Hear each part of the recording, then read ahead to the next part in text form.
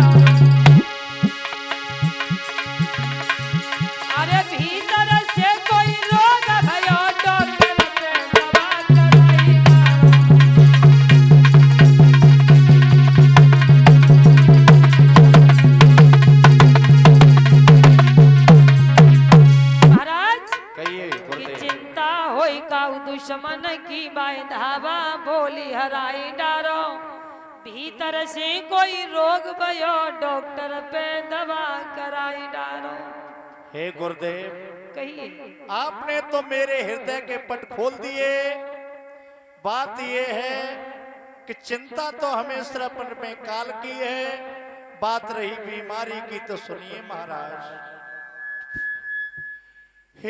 Lucky सी लगे कंस ने नारद से गिरायु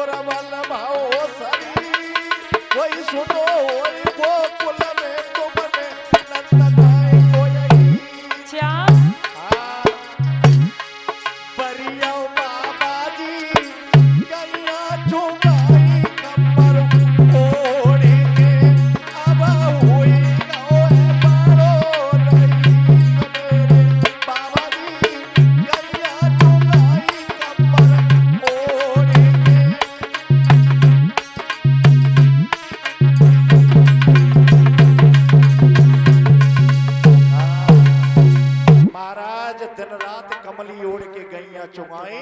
अब वो इतना बड़ा रईस है, वृंदावन को, गोकुल को छोड़ के वृंदावन में जाकर के बस गया। कौन? वो नंद नाम का एक यादव है वो।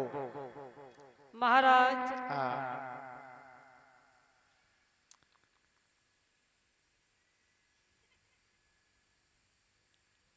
तुम इतने परेशान क्यों हो रहे हो?